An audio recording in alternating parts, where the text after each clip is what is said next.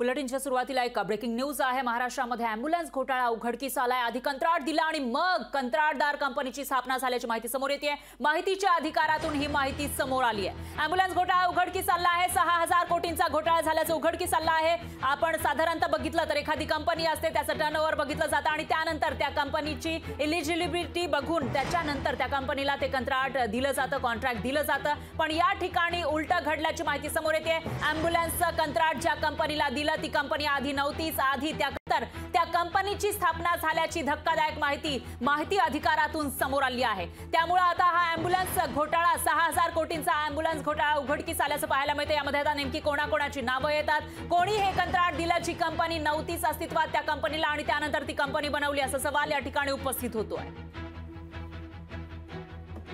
या बाबतीत जर माहिती अधिकारामध्ये अशी काही माहिती समोर आली असेल ते राज्य सरकार तपासून घेईल।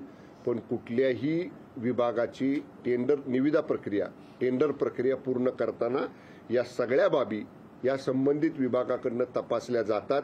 पण तरी सुद्धा अधिकची काही माहिती रोहित पवारांनी जर या ठिकाणी समोर आणली असेल तर ती सुद्धा तपासून घेतली जाईल। पण अशा पद्धतीचं कुठेही अनियमितता ही कुठलीही निविदा प्रक्रिया पूर्ण करताना शासनाच्या कुठल्याही विभागामध्ये होत नाही आणि यामध्ये सुद्धा झालेली नाही।